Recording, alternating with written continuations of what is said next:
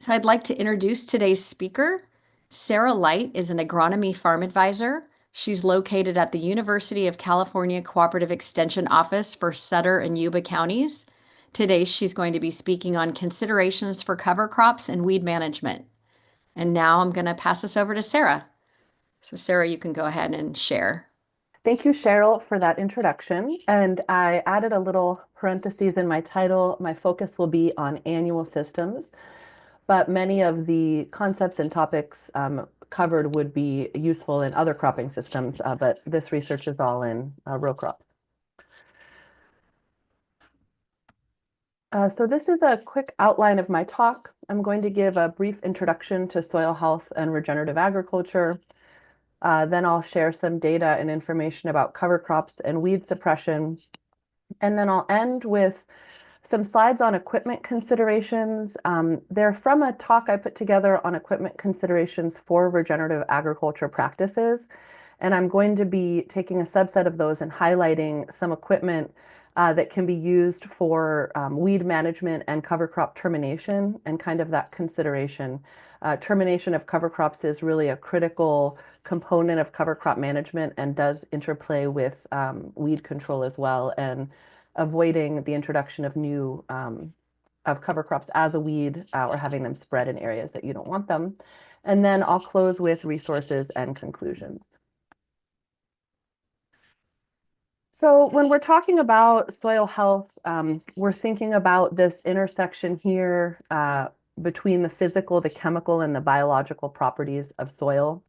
The definition of soil health, as defined by the USDA Natural Resource Conservation Service, is the continued capacity of soil to function as a vital living ecosystem that sustains plants, animals, and humans.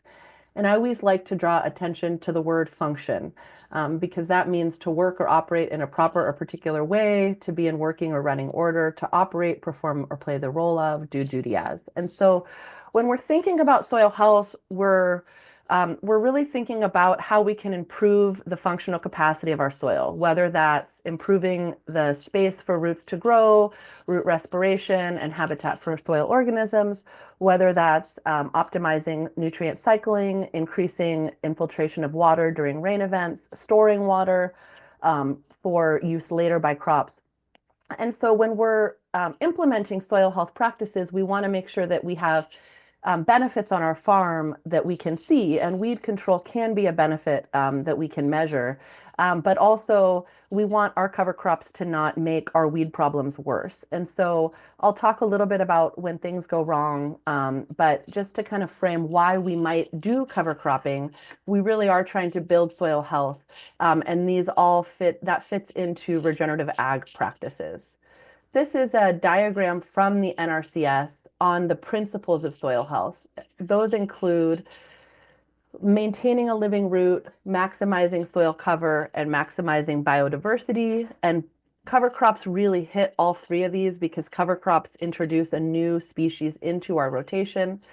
The fourth tenement is minimizing disturbance. And that's part of the reason I'm going to talk about equipment at the end, because sometimes it can be hard to maximize soil cover, living roots, and diversity while minimizing our disturbance. It's sort of a balance. And so there are many, many ways to implement these practices depending on your operation. And I always encourage growers to really do what works best for them and implement as many practices as they're able within their operation while still maintaining the profitability.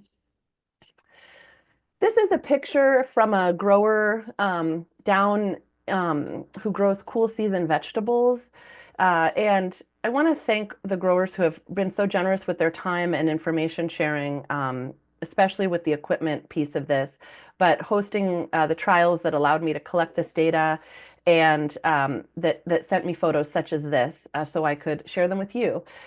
So what we're looking at here is a field that was put into a winter cover crop and then terminated with mowing in April.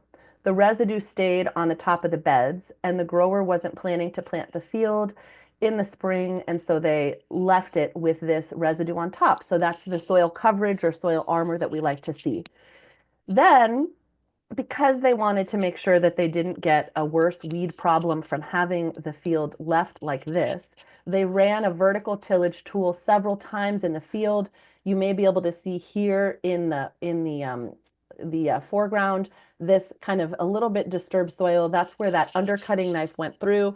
And they did that to control weeds, specifically morning glory. They have bad morning glory in this field that can get totally out of control. Uh, Unfortunately, for those of us who have had experience with that weed. And so you have to sort of stay on top of it.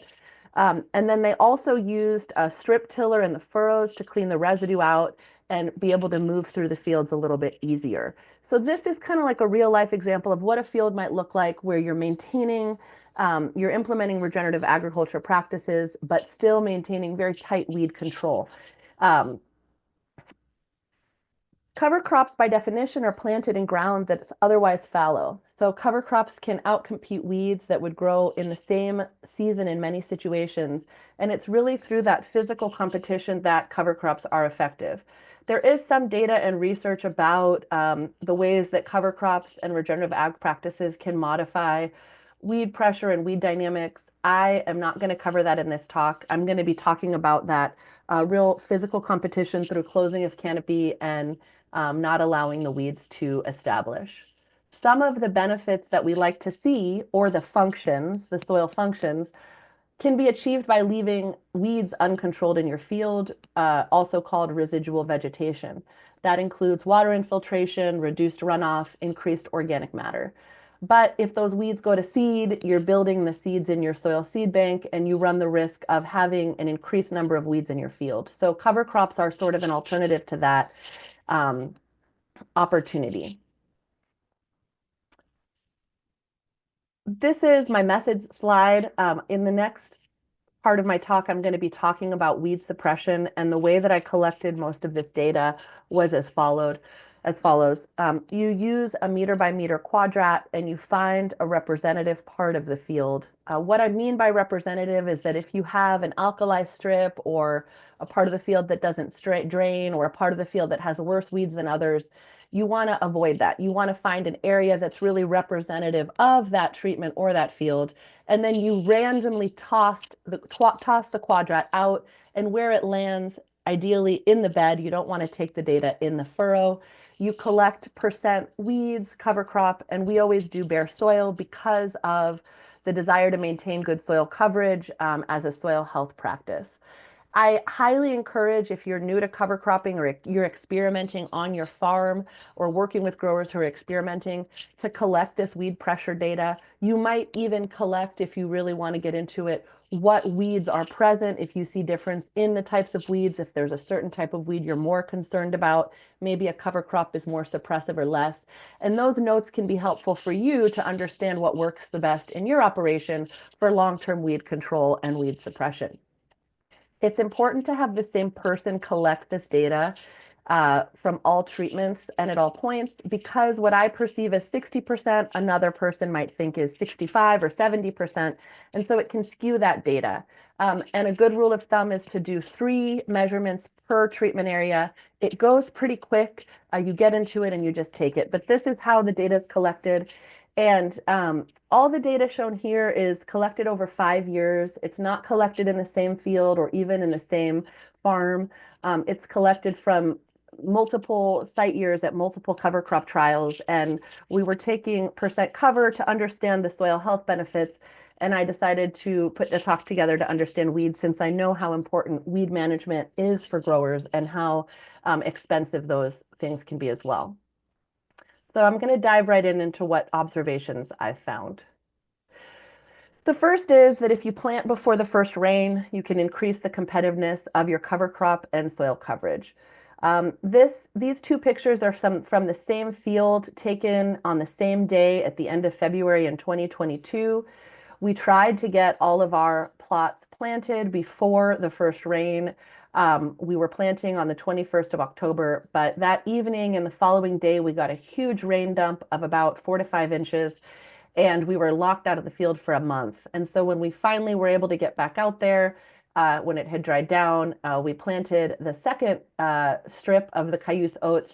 And 3 months later, at the end of February, there was clear visible differences in terms of the growth of the cover crop. So from a soil health perspective, the one on the left is better. It's much more covered than the one on the right. The canopy is more full. There are still weeds here, some, but in general, planting early really allows that cover crop to take advantage of all the warmer, longer growing degree days of the fall before we get into those really cold, dark winter days around around the solstice, etc. So if you can plant early, that will help your cover crop be competitive, help the cover crop do the job of soil health, but also it removes some of the stress from the farm manager and farm operator because you can plant into dry soil. The seeds will hang out there until the first rain and then germinate with water. And so there's no need to sort of like try to get out there with optimum moisture conditions. And I would recommend it if you're trying to cover crop, especially large acreage, because then you don't have to worry about a tighter window. Um, we, the first year we did cover crop trials, or that I did cover crop trials in my area, we were planting purple vetch at 2 rates alongside a control. Uh, the first lesson we learned that year was to calibrate our planter. We were aiming for 35 and 70 pounds of purple vetch per acre, but we had a little bit of an error and we ended up planting at twice that, 70 and 140 pounds of purple vetch. The recommended rate for purple vetch is around 35 to 50 pounds. So many of my slides have pie graphs with indications for weeds, bare soil, as well as cover crops.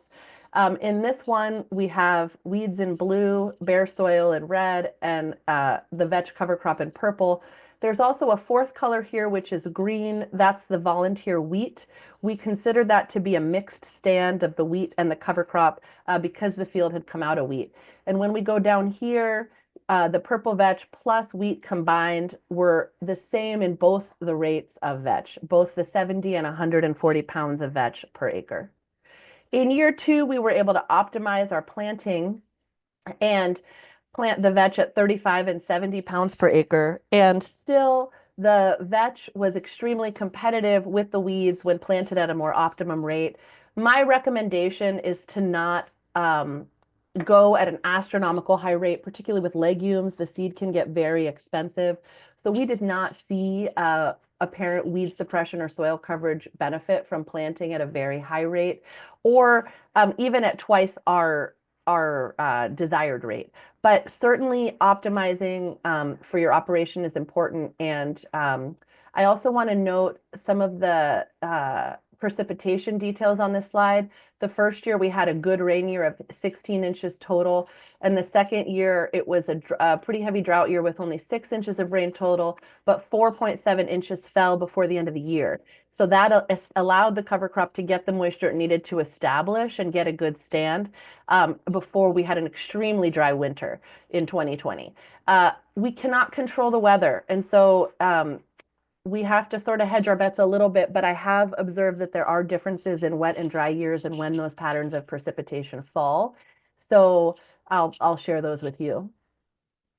This is triticale. Triticale in general is pretty good at suppressing weeds. Here's some mustard in this triticale canopy, but I believe that that actually came in on our own cedar. Here there is a mustard plot next to it, and in this trial we had triticale, mustard, and safflower. And so we tried to clean out the hopper very well, but I think a couple mustard seeds kind of snuck in there and were planted by us, unfortunately. But the triticale at 100 pounds per acre, I will say, because when we look at this whole field, it looks pretty clean. This one area where the mustard was planted by us would not be a representative part of the field. So to go back to what I was saying with the quadrat, you would want to avoid anything where you've had your own error and that might not be representative, okay? We planted the triticale at a pretty standard rate of 100 pounds per acre. And it was a dry fall in the first year, just a little over 1 inch of water by the end of the year. And that is this graph here on the top. In these pie graphs, the cover crop is in blue, the weeds are in red, and the bare soil is in green. And then 2021 was a wetter fall with 8.5 out of 9 inches of water for the season by the end of the year. So it was a really wet fall. And the triticale was a little bit less competitive, but still pretty competitive in both years. Triticale tends to do okay in wet or dry conditions, or so I thought, until Another year had occurred, and in this year, 2022 to 2023, it was a reasonable fall, a little over 5 inches, but then a really wet winter, 5.7 inches in January, under 2 inches in February, and then over 5 inches in March. The triticale took a while to establish. So this data was collected at the end of February, and the triticale seemed to be really not that very competitive with the cover crop. However, due to the heavy rain in March, the grower had to wait to terminate the triticale. And so we were able to get another data collection day in early April. And the triticale really had filled in really nicely, closed canopies, kind of gotten those weeds underneath, and we were quite pleased. So I think, small grains, triticale can be competitive. Um, can be very competitive, but there is variability with precipitation. I will say as well that the starting conditions of your field seem to matter quite a lot. This field did have a lot of weed pressure going in, and so that means that the cover crop has to do more work to be competitive. I'll show some data from a field a little later on that had um, slightly less beginning weed pressure, and so you can see there's maybe more bare soil, but a little bit less triticale. But really knowing the weeds that you have in the field, how competitive those weeds are, and also the conditions in your field. Do you have wet and dry zones? What is your water table? Those can all guide your decision to select cover crops with weed management and weed suppression in mind. Alongside the triticale, we planted a white mustard at 10 pounds per acre. The white mustard was extremely competitive in both the wet and dry fall. Here at the top is that fall when we had 1 inch of water before the end of the year, and the cover crop, the mustard in this case, is the majority of the pie in blue with just a sliver of bare soil and no weeds. And then that following fall, a very wet fall, the mustard again is quite competitive with just small slivers of weeds and bare soil. And then that third year where I showed that the triticale took a while to kind of fill in, that mustard was still competitive on both dates. 94% of the pie was the cover crop in both the February and April sampling dates in 2023. So I would have, if you had caught me then, I would have said, if you want to suppress weeds, go with white mustard because it's always extremely competitive with weeds, no matter the situation. However, we then put other plots out into a different field that had a much higher water table, less weed pressure, but much a higher risk of saturated conditions. And it was a wet year. This is last spring, so planted in fall of 2023. That year, we had a little over 4 inches from October to December, and then 10.5 inches in the winter from January to March. I looked at the CIMMYS data yesterday just to try to understand some of the differences from the prior season that was also quite wet and why the white mustard might not have been as competitive. It was a really wet February, 5.5 inches of rain, but I think really what happened here was that this field stayed saturated and was just really wet. I noticed it as well when I went to a field day at the Plant Materials Center. They had their brassicas had all gone to seed as well quite early in the season. Brassicas struggle with wet feet or saturated root zones. They get stressed and they send up a flower head to try to reproduce before they die. And so in terms of the biomass, even though there's a lot of flowers here, there aren't that many leaves. And so the soil coverage, there's residue here. This grower does very extensive soil health management practice. So there's really good residue cover still. But in terms of the weed coverage from the mustard itself, it's really limited. And that's evidenced in this pie graph. The cover crop is here in blue. For the first time, I saw mustard as less than half the pie or less than the majority even. And bare soil is more than half. But the weeds still are a small sliver. And I attribute that to the fact that the field was not that conducive in general for plant growth. So you can't predict the weather. I would say after last year, my recommendation for weed suppression is to consider planting a mix because we don't know what the conditions are going to be like. And whereas legumes, as I'll talk about in this next slide, tended to be less competitive against weeds in other field trials because they tend to grow a little bit later. They like it a little bit warmer, so they sort of hang out. And then once the days get a little longer in March, they kind of take off and grow. What I noticed last year was that the legumes tended to be quite competitive, and I think that's because they were more resilient to some of that stress of the saturated soil conditions. In this slide, what we're looking at is purple vetch on two dates in 2021 and 2022. And then this is similar to other data that I won't show of treatments with purple vetch mixed with cereal rye. Quite a low rye rate, only 20% by rate, by weight, seed weight. But both the mix of vetch and cereal rye and the purple vetch alone were planted at 50 pounds an acre, and they had quite poor suppression in both wet and dry falls. This highlights how important it also is to know your field.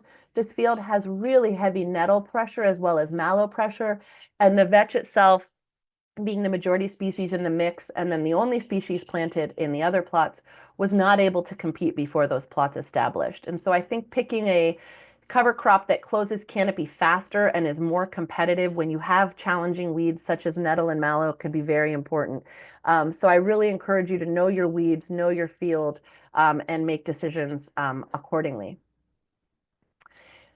This is a picture of fava beans from that field that had good weed control with the mustard that I showed from last year, where the mustard was having not many leaves, and there was a lot of bare soil. I was shocked by how well the fava bean did here. In this pie, we see the majority of the pie, I believe it's around 90%, was fava bean, extremely good weed control. Um, I did not expect this from a legume because I had not seen it in other trials in years, but something about those saturated conditions paired with the reduction in competitiveness of the weeds in this field led to a really strong fava stand and extremely good um, competitiveness with weeds. I'll note that this data was collected at the end of March, so a little bit later in the season, which means that the legume had a little bit of time to kind of grow in and fill in. And then I want to show these pictures of triticale oats from that same field, whereas the triticale oats are able to fill in usually in a warmer or drier soil condition. This is that year with a really wet February, 5.5 inches, and a really wet winter, and that grass just wasn't able to close canopy as well. Here are all the species that we compared that year in that field.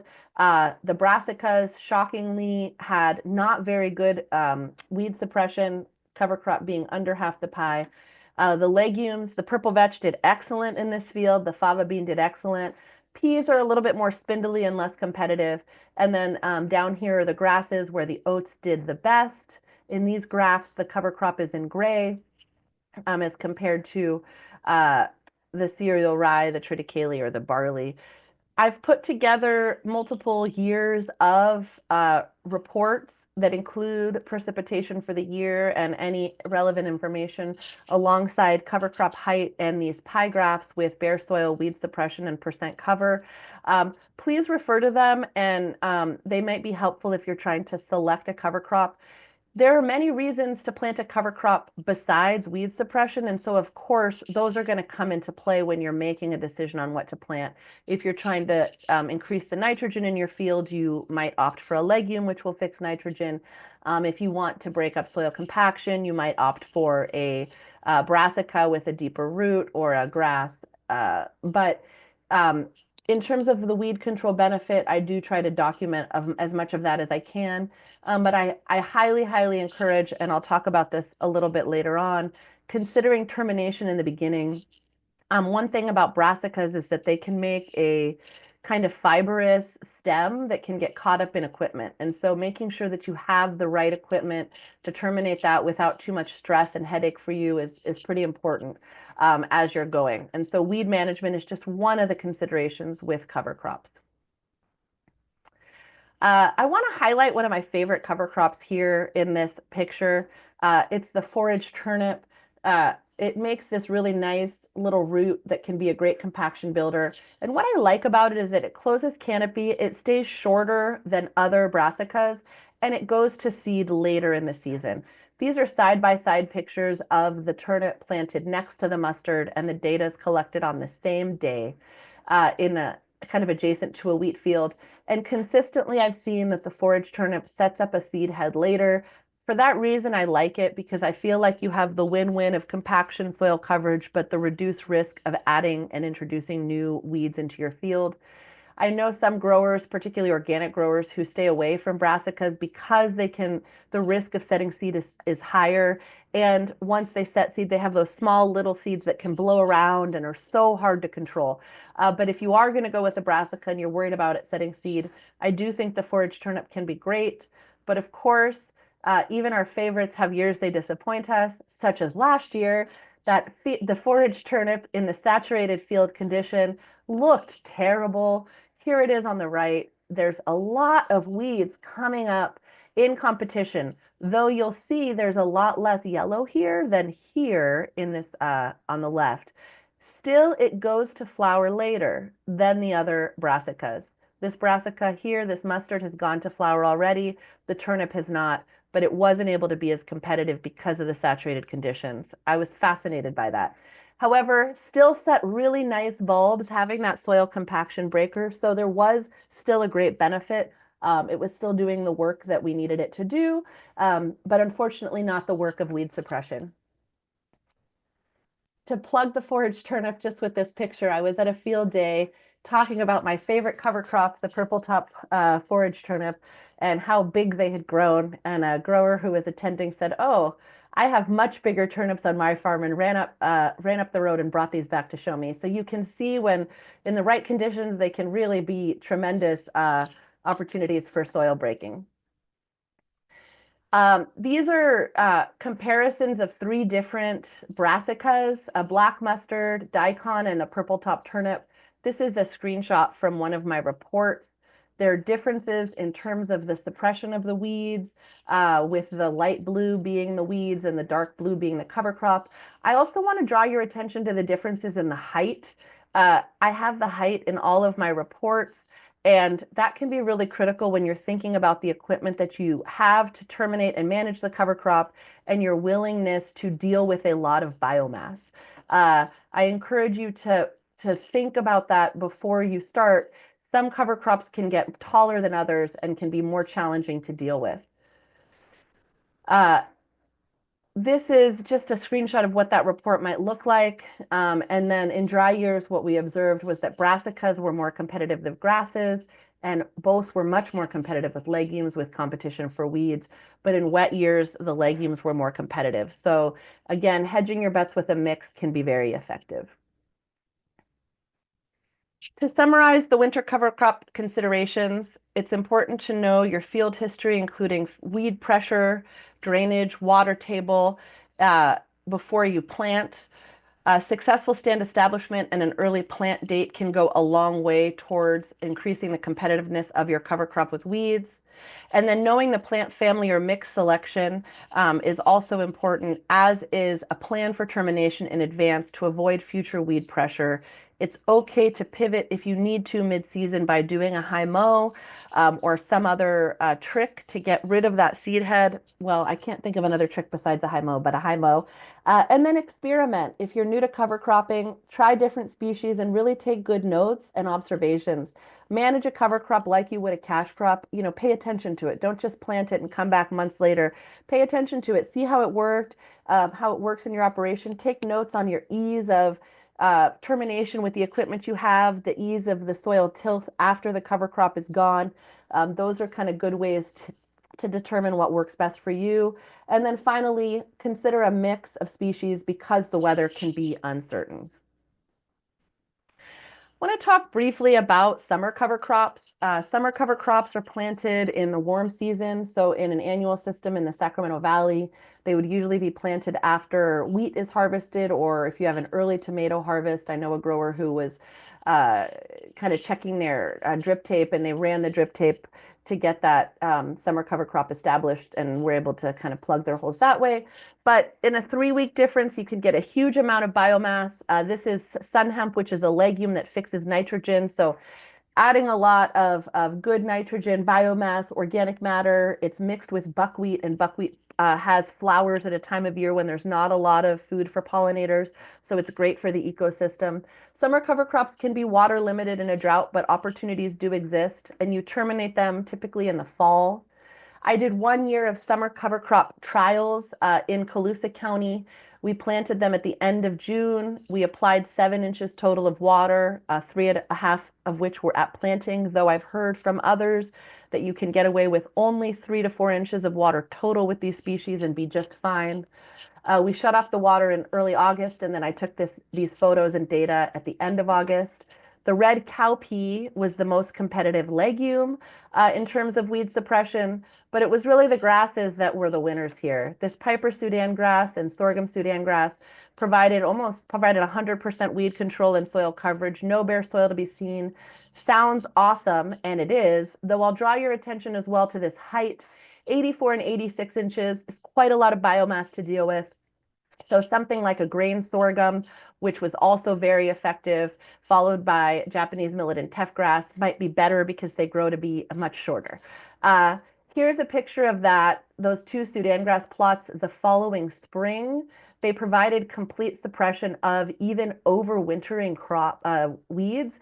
So no weeds were able to germinate all winter because of this heavy, heavy, heavy residue left. In the foreground, in the background, we can see some of the other small plots where weeds are peeking in. So this might be a cool opportunity that I'd like to explore more, is planting a summer cover crop and seeing what the residual weed suppression into the fall, into the spring is. But then you don't have that living root in the winter, but you still have soil coverage, which can help with infiltration and other things. So there are many trade-offs with cover cropping, and weed management is one of those. Finally, legumes and forbs were not as competitive with weeds when planted alone. Here's the buckwheat and the sun hemp that I showed in that earlier slide in the mix. Independently, they were not that competitive with weeds, the cover crop being here in orange. And others that were poor at suppression were safflower and lima bean, black-eyed pea and garbanzo being medium in suppression. Okay, I'm going to move on and transition now into some equipment considerations for managing cover crops with weeds and regenerative agriculture principles in mind. Um, Again, the principles of soil health, just a quick reminder: maximizing diversity, maximizing soil coverage, maximizing living roots, and minimizing disturbance. And this is really where it comes into play as you're increasing your biomass and adding in more organic matter. How do you also minimize the disturbance in your field? Um, I'm not going to get really deep into it as I did when I originally presented this, because this is a weed management talk, but I would be glad to share the slides from that presentation, and also in my newsletter from a couple years ago, I have an article on equipment considerations for cover crop management with more details than this, including some of this equipment. But I'm just going to share a subset of that here in the interest of time. I want to just talk really briefly about traditional versus targeted tillage. In traditional tillage, which is also called broadcast tillage, you kind of invert the soil. The residue is buried, you create a horizontal layer, and it can be disruptive. You have a higher risk of erosion and compaction and runoff, but your weeds are controlled in between planting rows because you're disking up the whole thing. With targeted tillage, which is sometimes called vertical tillage or strip tillage, it has different names depending on exactly what you're doing. Mulch tillage, for example, you you have no soil movement side to side. You don't have that density change between the subsurface and the tilled layer, and you have less disturbance between implements, and you also have maintained residue maintain residue in the field by managing residue in the seed bed. However, if you're used to doing kind of using broadcast tillage for weed control, how do you reduce that from a regenerative ag perspective? And so this is just some information on that here. One great tool is the flail mower. The flail mower is excellent for cover crop termination because it breaks down that residue into smaller pieces, which means that organic matter breaks up faster because the microbes can access it from different angles. It's really important to keep the knives of your flail mower sharp, especially in general, but especially if you have a brassica here, which makes really thick fibrous stems. Here's one on the ground that looks to be about 3 feet long, even after the flail mower. However, the flail mower is still effective.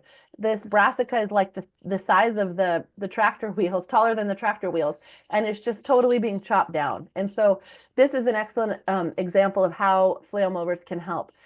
Another thing that can be done with a flail mower is to set it at a taller height to control winter weeds in your cover crop stand or remove the cover crop seed head. So if you've planted a cover crop and you have a few weeds that have popped through, like a mustard or a radish or several that have popped up above your legume or above your grass, feel free to do a tall mow on a day when the field's not too wet and cut off that flower and seed head right before the seeds are viable, and you reduce the risk of building the seeds in your seed bed. Um, Another thing is if you want to make sure that the cover crop you've planted doesn't set seed and put those in your seed bed, you can similarly do a high mow above the canopy if you're not ready to terminate because the field is too wet to work or because you're waiting for it to fill in a little bit more with that legume, or you just are far away from your planting date and you want to keep the soil covered. The mower is a great way to reduce the risk of future weed pressure with cover crops in mind. This is an example of a vertical tillage tool. It's called a Yetter strip tiller. It's very efficient, and essentially what it does is it can be adjusted on different bed sizes. In these two pictures, we're looking at different operations, both of which have this implement. On the top, these are set up to be a single line on four 40-inch beds, and here on the left, it's 2 rows on 60-inch beds, which would be a little bit more traditional in the Sacramento Valley. This here on the top is more for a cool season vegetable operation. And you can use this to terminate cover crops in a wet spring and kind of clean up that plant row so that you can have a successful establishment of your cash crop. Another example of a vertical tillage tool is this one pictured here. This one was fabricated by the grower as a special piece of equipment, so it's just called a vertical tillage tool. I want to draw your attention to the undercutting knife, which is here. That undercutting knife can be added to any implement that you have for beds for the most part, and can be extremely effective if at the 3 to 4 inch depth it goes under because it chops that weed those roots off and really kills the plant. In this case, with this piece of equipment, they have 20-inch straight coulter discs in the front and straight wavy coulter discs in the back, and they're lined up kind of like this so that they're a little bit offset. That chops and presses the residue in the soil, which leads to increased breakdown. And then the grower says he can run a chisel in the middle if he needs to, if he has bad compaction. But really, that undercutting knife is a critical component for this weed control and effective termination of the cover crop. This is another example of a less aggressive tillage tool with an undercutting knife. It's a full bed Lilliston, and it has the bed knife right there as well. In this case, this piece of equipment has spider gangs on it that incorporate and cut the residue. The knife kills the root without turning the soil, so it minimizes the disturbance, but still is effective for weed and cover crop control. It's good for lighter materials and it leaves the beds pretty level at the end, so you don't have to relist your beds. We also have to be concerned with the furrows especially if we're doing furrow irrigation, but just in general, having clean furrows is helpful for driving our tractors. And here are two pieces of equipment that can be used to keep our residue in our furrows a little bit down. This is an Orthman strip tiller. The implements are set behind these tires, and those tires go in the beds. Go in the furrows, and then the tillage part goes right behind the tire in that furrow, and it cleans up the residue.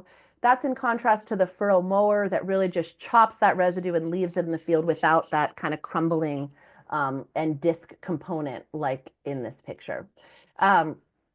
And finally, animals can be great no-till residue management. They will eat weeds, they will eat cover crops, they will eat seeds, they will eat it all. If you have the time and the ability to incorporate livestock in your operation, they can be a great way to ensure that weed pressure is kept down as well.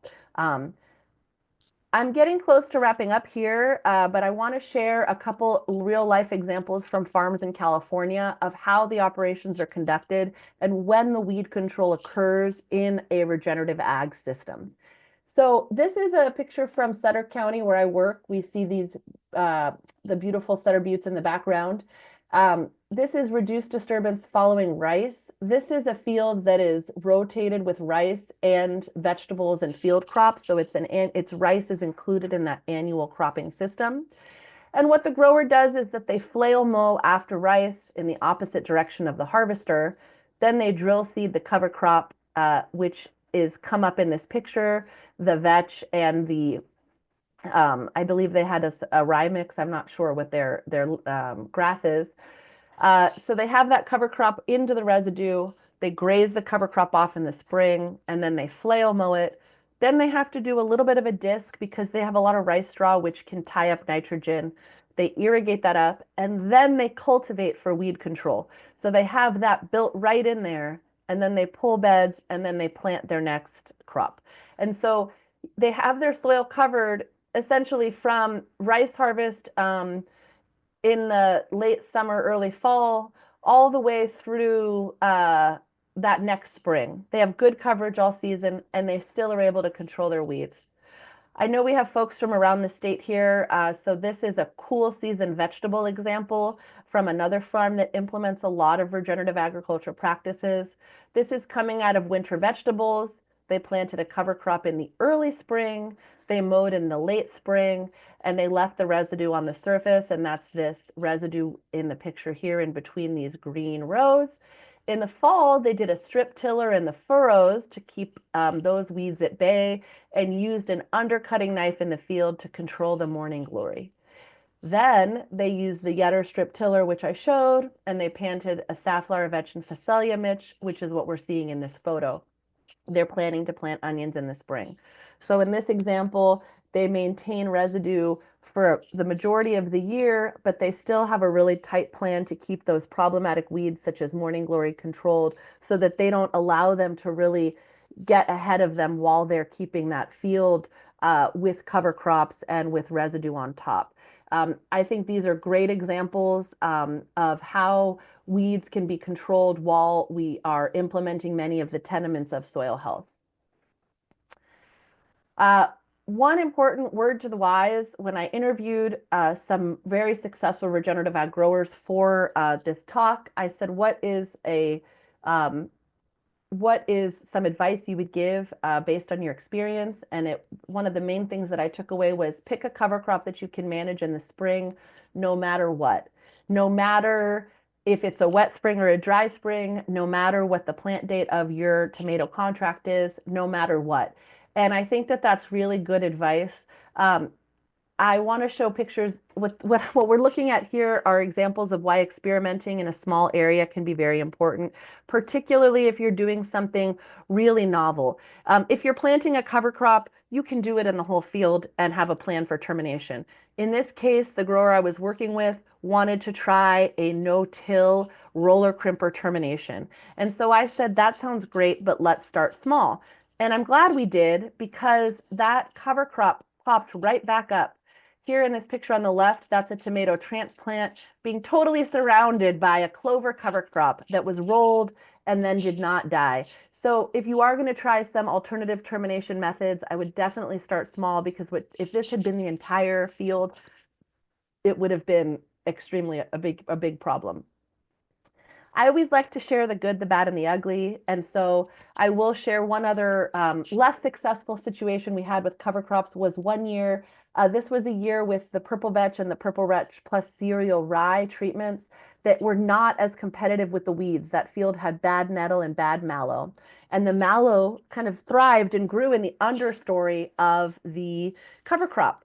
The grower controlled the weeds in their fallow control plots using their standard practice of a tank mix of several herbicides. And so the fallow control areas were weed free. The grower then used glyphosate to terminate the purple vetch and the purple vetch plus cereal rye. Glyphosate was a very common chemical termination tool for cover crops, and so that was a good management practice. However, mallow was in the understory and is not very susceptible to glyphosate. And so those young mallow plants continued to grow after the application.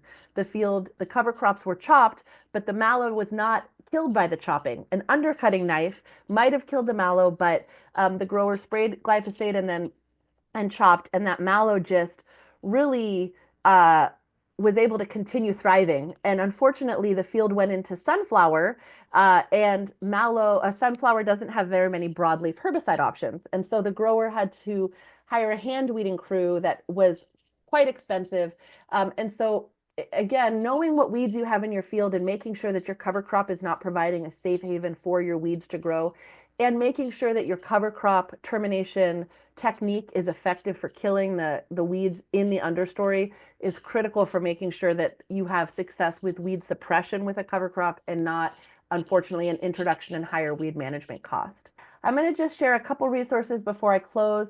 One is a cover crop cost study from 2022, in which we documented that weed suppression benefits can lead to savings up to $65 an acre, including materials, fuel, and labor. However, compared to the total cost per acre of $156, it's not that the cover crop necessarily pays for itself in the short term, but in the long term, the big benefits of soil health and soil function and the long-term viability of our farmland can definitely be a good return. These are 2022 prices, but this is a great resource if you're wondering about what people do with cover crops. It details all the lines of the operation. Um, this is how you can access my website or just Google me, Sarah Light. I have on there performance summaries, an article about equipment. The USDA Plant Materials Center has done a ton of work on cover cropping. Jeff Mitchell, my colleague at the UC, has done a ton of work on reduced tillage. And then the Western Cover Crops Council is a great resource for cover crops as well. Here's our QR code. We are trying to centralize cover crop resources for the West. So if you have cover crop resources and you'd like to share them, we'd love to highlight your work on this website. Please follow up with me, and we'd love to include you there. And with that, I'd like to say thank you, especially to the farmers who collaborated with me and let me learn through doing this research and these trials with them. I want to thank my colleagues at UC, Tom Johnson at and his work at Camp Praseed, as well as the Healthy Soils program at the Department of Food and Agriculture. And in this picture, this is a 6-way cover crop mix of mustard, cowpea, clover, teff, millet, buckwheat, and collard greens that was planted in between corn after the corn was established, but before it got too high, with the idea being that the corn gets harvested and then the stubble is left there and the cover crop thrives. So another kind of innovative way of maintaining soil coverage and a living root in an annual cropping system. And with that, I'd be glad to take questions. Thank you. Okay, thank you so much. Yeah, we do have a couple minutes that we can go ahead and I'll ask you a few of these questions that came in. Here's one from Robert. Are any California native plants used as cover crops? Um, there are a few. One of the challenges with using natives is that one of the first things that was bred into cultivated crops was the ability to germinate all at the same time. And so from a weed suppression benefit, natives struggle a little bit because they don't, they're native, they haven't been bred, and so they don't all germinate at the same time. And that for that reason, they can be a little bit less competitive with weeds. They also tend to struggle in particular with some of the native grasses. And so we are putting together a cover crop species selector tool with the Western Cover Crops Council that will be out this summer. And we have 4 native species included. I can't remember what they are off the top of my head, but if you email me, I'd be glad to send them. The Plant Materials Center, the USDA Plant Materials Center has done native plant cover crop trials, and I have some information in that I could also share via email. And then I know there's an organization that's putting together a native cover crop resource. So to answer your question, yes, but maybe not with the same exact success. I would say in a perennial system where you have more flexibility and that they can reseed and come and go, that might be a little bit better. But in an annual system, they can be challenging. But certainly, yes, they can be good options, but a little a little harder to manage maybe. Okay, thank you.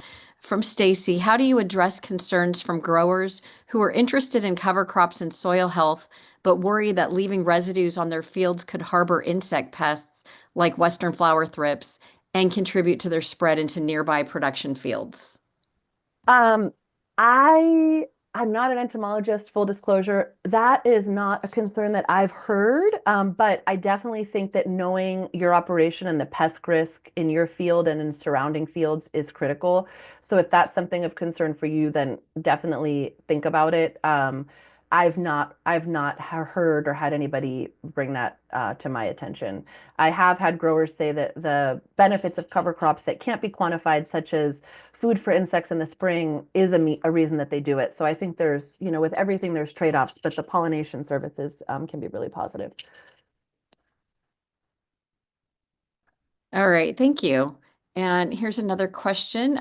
Can cover crops be used to manage a crop rotation for disease? For example, someone's using a 3-year rotation for tomato. Will a winter of a cover crop help to lower the rotation time 2 years versus 3 years? Um, so when mustards break down, when brassicas break down, they release something called isothiocyanate, which is similar to the active ingredient in metam sodium.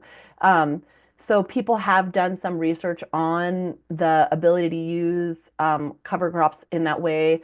The main challenge is that unlike our synthetic chemicals, where we know the rate for effective control, with cover crops, you're relying on the plant growing, breaking down and the release of chemicals in a way that's harder to quantify. So what I've heard from people is more that it's good as a soil conditioner for keeping disease levels low, but it's harder to really use reliably if the disease is so high that the field might be unfarmable. But absolutely, if you're worried about diseases, brassicas can provide that good control. My colleague Margaret Lloyd, I know for her PhD, did research on cover crops in verticillium wilt and how they either increase or decrease disease pressure. So I think with diseases in cover crops, it's kind of twofold. One is the opportunity to potentially reduce the pathogen levels, like with a brassica, which can work. But the second is making sure that the cover crop you plant is not a host of those diseases, because you don't want the disease to um, you don't want the disease spores and the disease pressure to be made worse. And so you want something that's not going to allow the pathogen to reproduce. Um, so yes, but it's a little nuanced. Okay, thank you. Great. Appreciate you Thanks for staying all the there. questions, everybody. I really appreciate it. Love hearing these questions and the engagement from the audience. So you can follow up with email, by me with email as well. And it looks like we've had several people who said this was a really interesting talk and they really enjoyed it. So again, thank you so much. Thank you so much for having me. I really appreciate the invitation, and thanks everyone for attending. Until next time. All right, thanks a lot.